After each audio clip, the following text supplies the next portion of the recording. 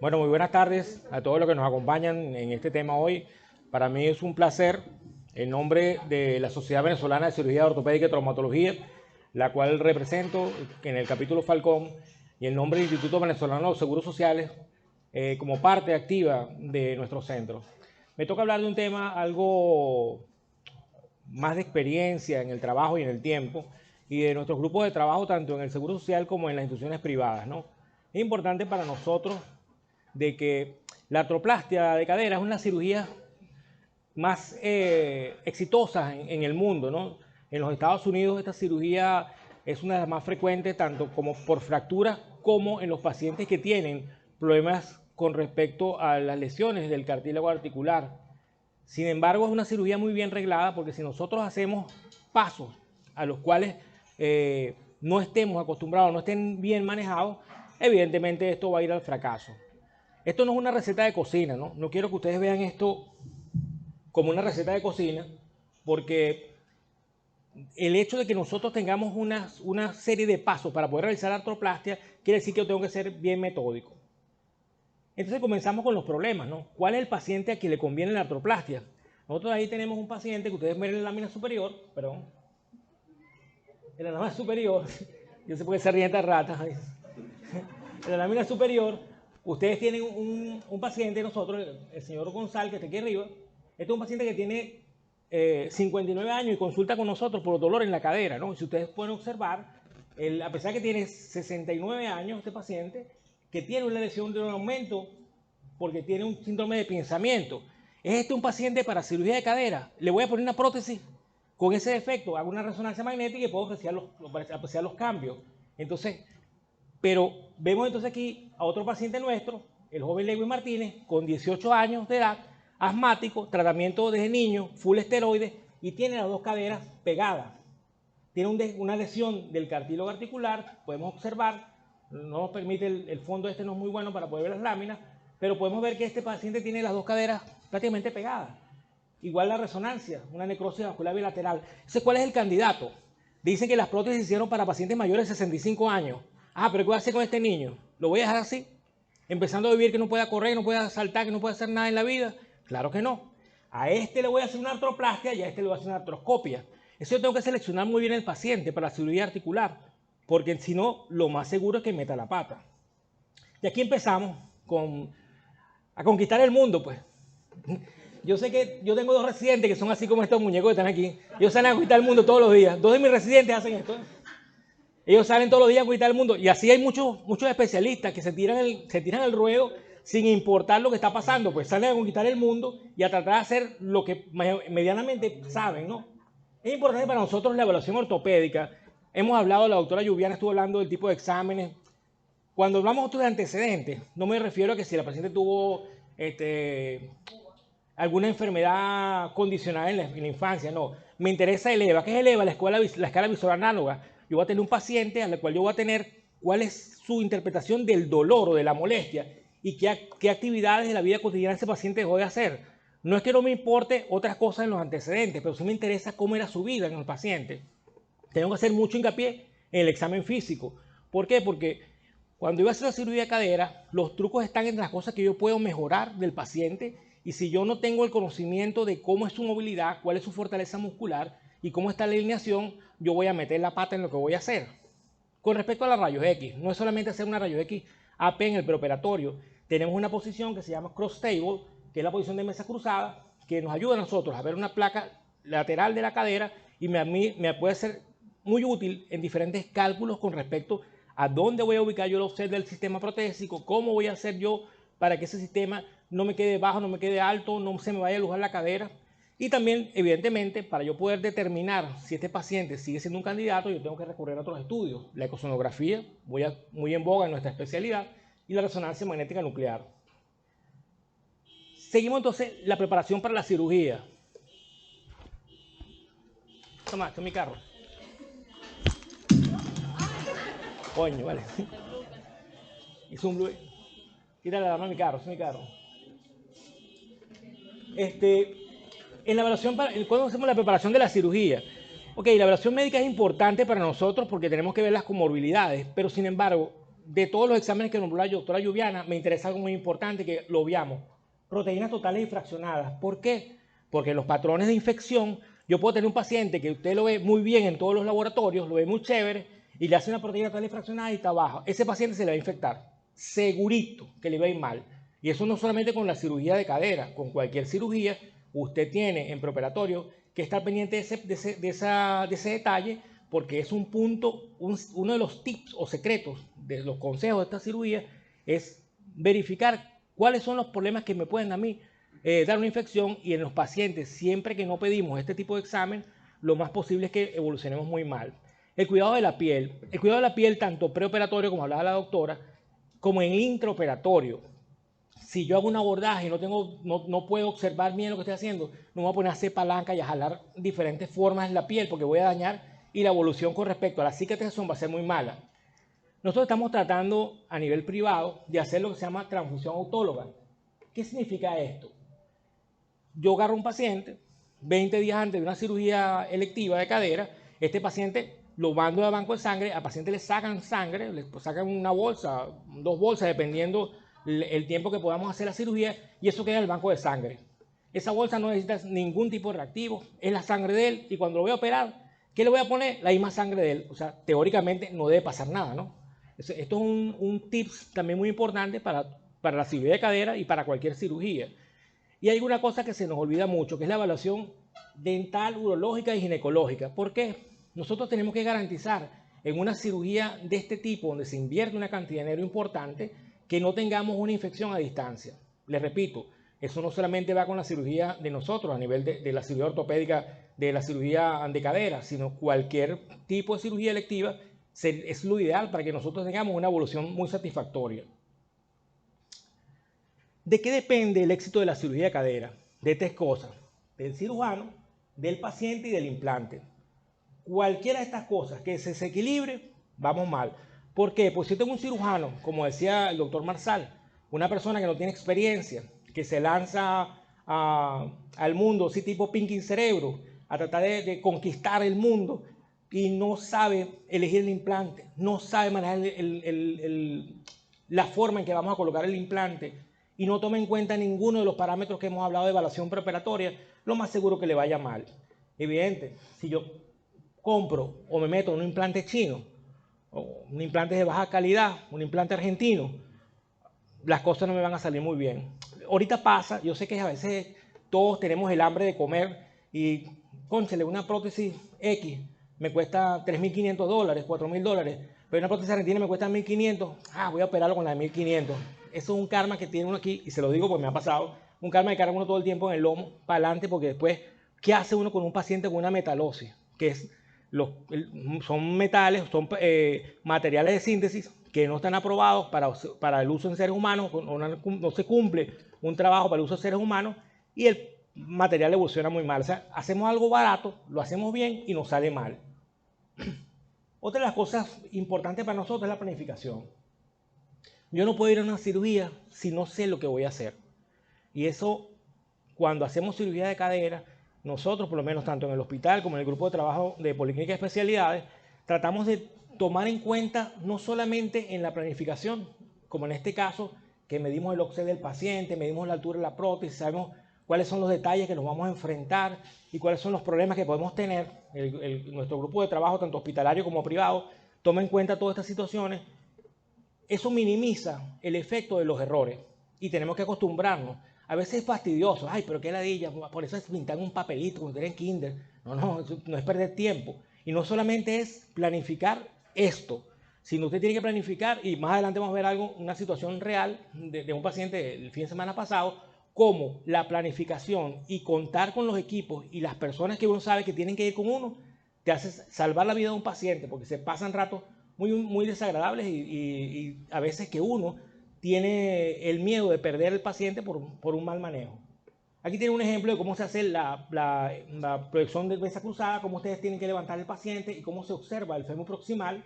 Ustedes pueden ver los detalles del fémur proximal para hacer diferentes cálculos con respecto a la parte del implante y a los cálculos para la colocación del sistema protésico.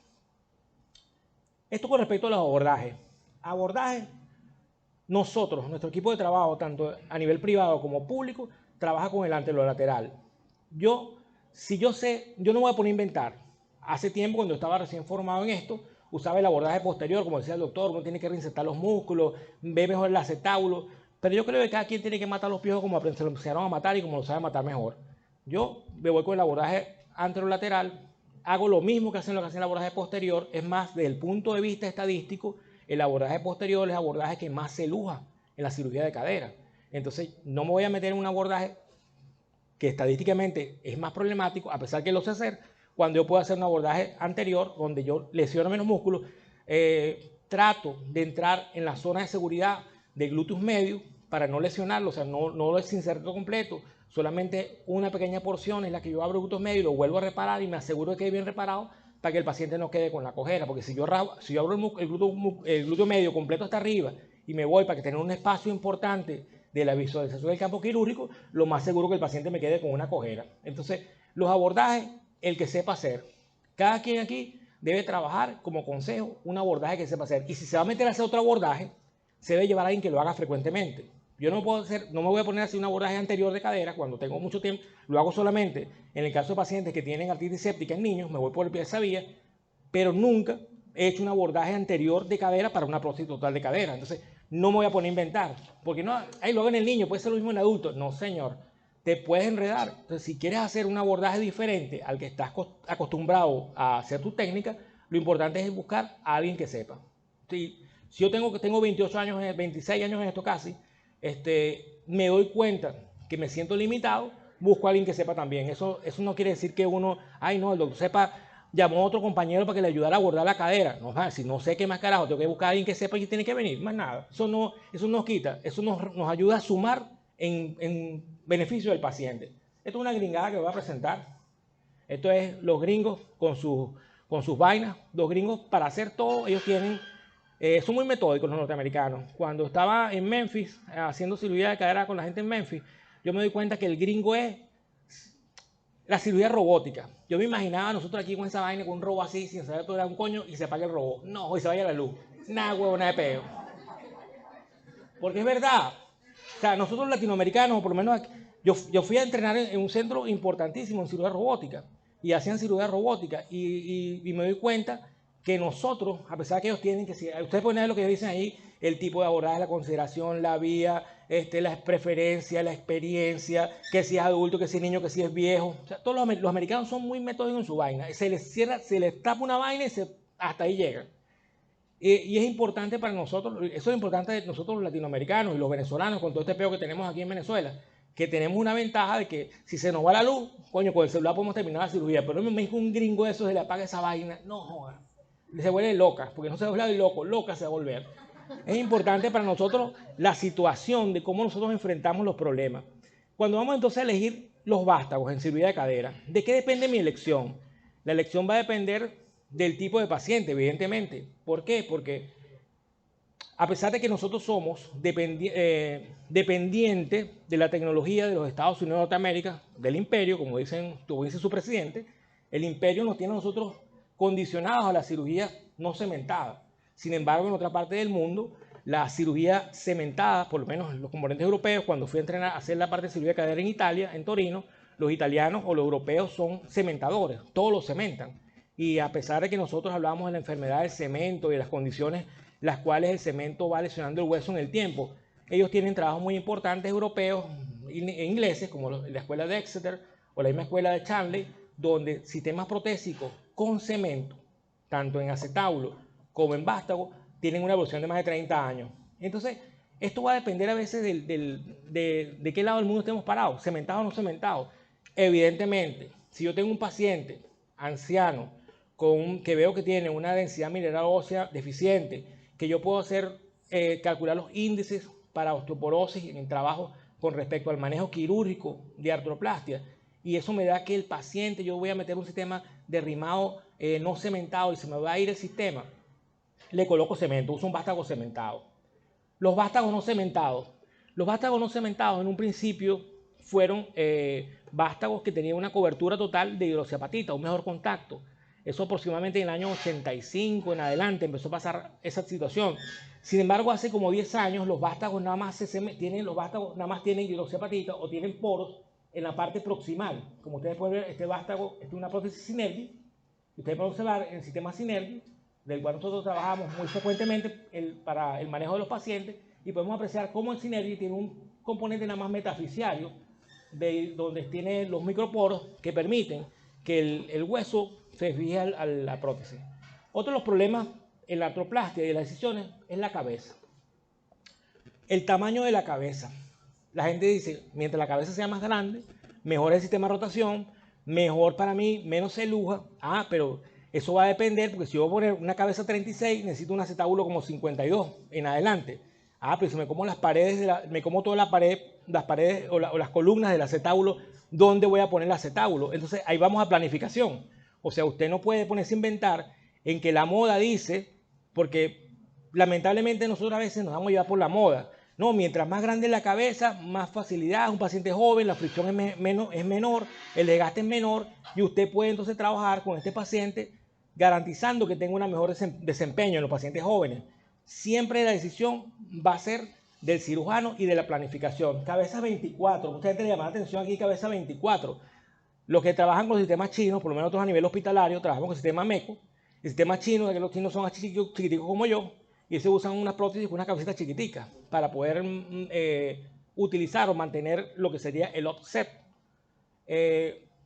Siempre, les repito, dentro de la experiencia y el manejo, usted, la cabeza normal que vamos a usar en una prótesis es 28, pero un paciente joven que tenga un buen stop óseo, que usted pueda hacer una planificación donde usted con el rimado sabe que puede poner un acetábulo sobre 50, 52, ya usted sabe que puede meter una cabeza 32 o 36. Pero eso es planificación. Usted no se ponga a inventar, ahí se pone una cirugía de cadera y no, tráeme las cabezas grandes nada más. Y cuando llega allá, resulta que se va a comer el acetábulo, se queda sin columnas y no tiene donde poner nada. Y entonces sale con las tablas en la cabeza.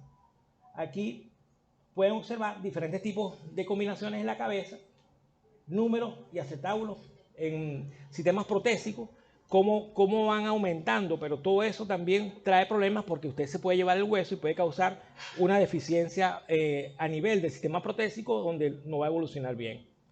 Hay una ciencia que se llama la tribología.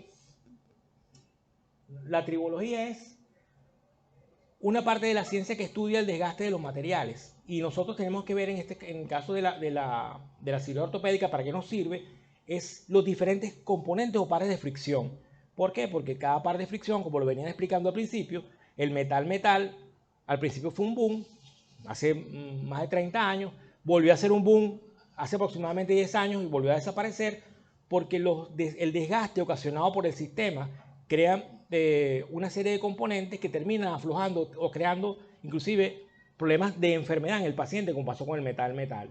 Entonces pasamos a las combinaciones. ¿Cuáles son las combinaciones? Los pares de fricción.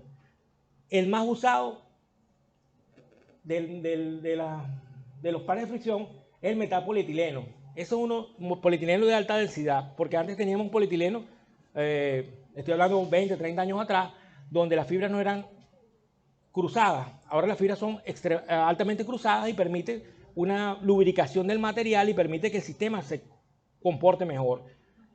Cerámica había dado muy buen resultado. Pero ¿qué pasa con cerámica, que es un par de fricción buenísimo? El sonido, el skirring.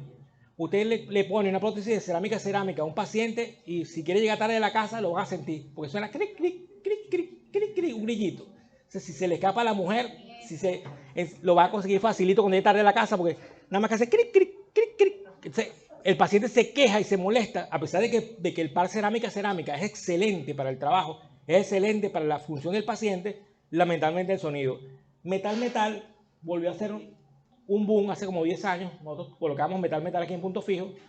Sin embargo, primero se dejó utilizar metal en las mujeres se descubrió que este sistema metal afectaba a la mujer para las cuestiones del embarazo. Empezaron las mujeres a tener problemas de no salir embarazadas por los diferentes componentes del desgaste metálico.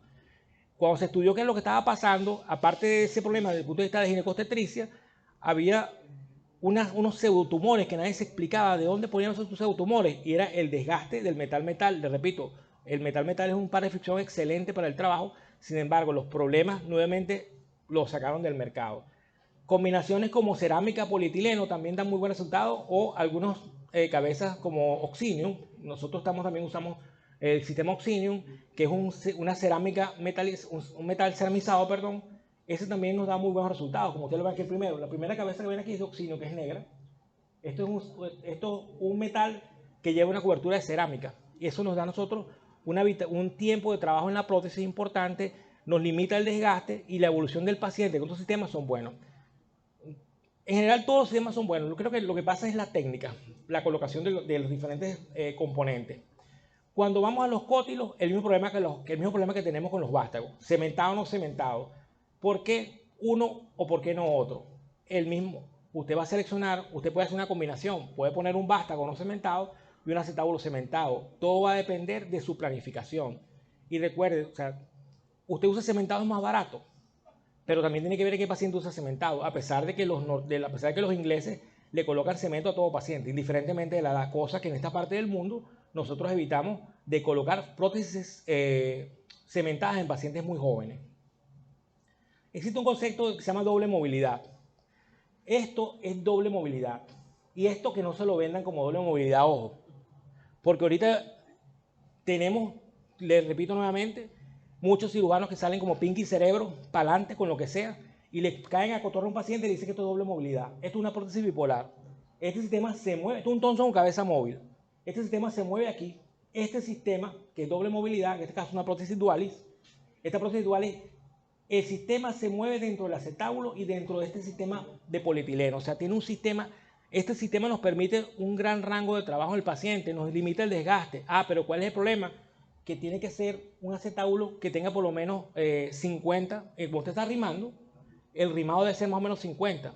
Si usted no puede rimar 50, no se le ocurre irse con un sistema de doble movilidad, porque se va a quedar en el camino. Y si la casa, otra cosa, usted tiene que conocer la casa comercial. A veces la gente critica a nuestro grupo de trabajo porque usamos una misma casa comercial o dos casas comerciales. Están casados con la casa comercial. No, yo no estoy casado, lo que no soy es pendejo. ¿Por qué? Porque yo no me puedo poner a meterme en una casa comercial que yo no conozca y me traigan un sistema y yo estoy metido en la operación y de momento, no, esto es lo que yo tengo. ¿Cómo saco yo la cirugía? Y le digo al paciente, no, yo no puedo operarlo más porque eso es lo que tenga el señor ahí. No, no puedo. O sea, yo tengo que irme con lo que es seguro para el paciente y para mi persona y para mi equipo de trabajo en general, para todo nuestro equipo de trabajo, porque es lo importante para nosotros. ¿Cómo comenzamos nosotros a trabajar? Muy sencillo. Nosotros empezamos la artroplastia de cadera con rimado acetabular. Este es nuestro grupo de trabajo haciendo un rimado acetabular. Es importante en el preoperatorio, sobre todo con las pacientes femeninas. Hay muchachas que tienen el pompe un poquito así levantado, no que se han operado en nada de eso, pero es que tienen una oblicuidad en la pelvis. Su parte lumbar está proyectada hacia atrás y está más lumbarizada. Ese paciente, si usted no toma en cuenta, o sea, si usted le ve las nalgas nada más porque está levantada y no ve la oblicuidad pélvica, cuando usted va a poner el acetábulo, entonces le queda mal puesto. Y entonces se le luja el paciente, la prótesis. No, pero es que yo lo estoy poniendo bien con respecto al piso. Señor, usted está operando a una mujer que tiene la colita más levantada y usted no se dio cuenta, le estaba mirando a las nalgas, pero le miró que esa parte es el esqueleto que lo tiene de esa forma. Y cuando usted coloca el componente le queda mal puesto y cada vez que usted lo reduce y pone el paciente, se le sale la prótesis. Entonces, eso es importante verificar en los pacientes, sobre todo en las pacientes mujeres, cuál es la condición para nosotros por colocar el acetábulo en el rimado acetabular, porque va a depender del esqueleto femenino, en el caso de las mujeres, la colocación correctamente del acetábulo, porque si no usted va a tener problemas. Pasamos al raspado femoral. En el raspado femoral, en el caso de que usemos cementado o no cementado, a veces, ¿cómo me ubico? La gente habla mucho, no, que el OXEC, no, que el OXEC, no, que el OXEC, y a veces uno entiende qué carajo es eso. El OXEC es una línea, usted tiene que ver el centro de rotación de la cabeza y una línea que viene por la parte, el centro mecánico del fémur, y 90 grados y va por el centro de rotación de la cabeza femoral. Cuando usted está operando, usted quiere saber si le va a quedar la pierna larga o corta. Usted lo que hace es se pone el trocánter mayor, puede poner una pinza o puede poner el mango del bisturí así y busca el centro de rotación. A donde le quede el centro de rotación, donde le tiene que quedar la cabeza de la prótesis. Eso le dice que está la pierna le va a quedar la pierna del mismo largo. O sea, son técnicas o trucos dentro de la cirugía, porque ¿cómo sabe uno que si la va a poner más arriba o más abajo? Eso es el OXEC y lo que corresponde a lo que usted planificó en el paciente. Y es cómo en el momento operatorio usted va a hacer esa función. Aquí tenemos nuestro equipo de trabajo, nuestro grupo quirúrgico, y vamos a ver algún caso nuestro, como la planificación. Esto es un paciente que le habíamos hecho ya una artroplastia de cadera 6 meses antes.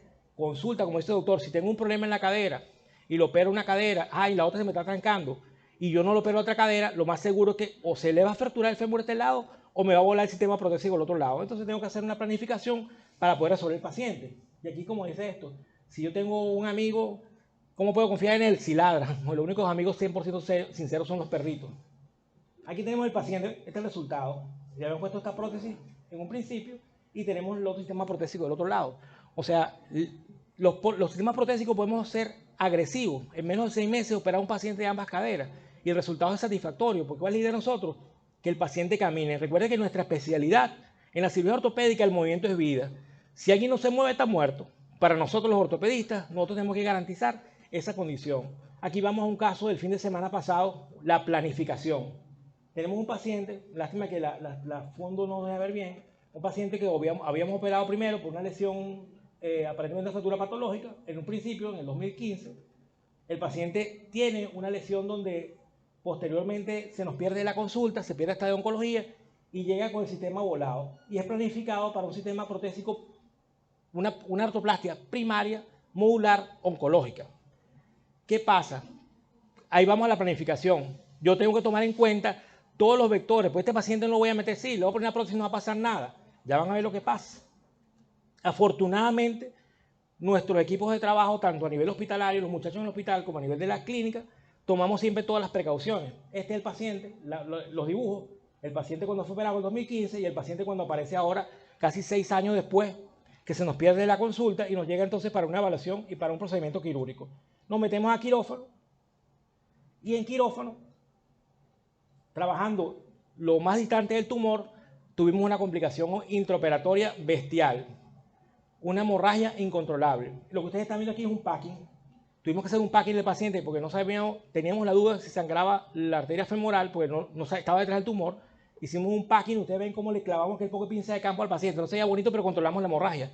Y mantuvimos, es importante mantener el control, porque yo sé que esto caga a cualquiera, ¿oyeron? Se los digo porque yo estaba pálido, estaba más pálido que el paciente. Porque cuando ves que los signos vitales se vienen para abajo, entonces te preocupa. Y te preocupa, te pasan por la cabeza miles de ideas. ¿Cómo salirse afuera del familiar que trajo su mamá para que le resolviera un problema y se la va a sacar muerta?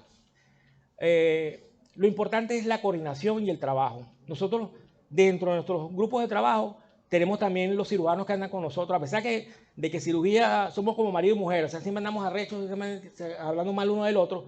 En estos problemas, así como marido y mujer en la casa, gente, mi amor, que me hace falta, mi vida.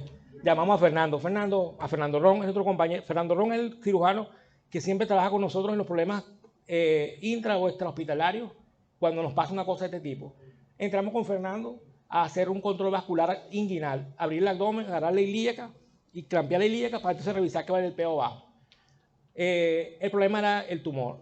Afortunadamente, porque si ha sido yo ahí pensé, después que controlamos el sangrado, con la ilíaca, y si el problema es el tumor que se llevó la femoral, o sea, hacer un puente vascular de 25 centímetros, ¿dónde conseguimos una prótesis? Una prótesis vascular, ojo. Pensar en una desarticulación en un paciente, o sea, que vas a llevar una cirugía planificada, a pesar de que teníamos pensado que esas cosas podían pasar, no nos las imaginamos de verdad y nos pasaron. Sin embargo, pudimos controlar el sangrado. Ustedes pueden observar aquí cómo están controlando el sangrado. Y otra cosa importante del equipo son todos los que nos acompañan.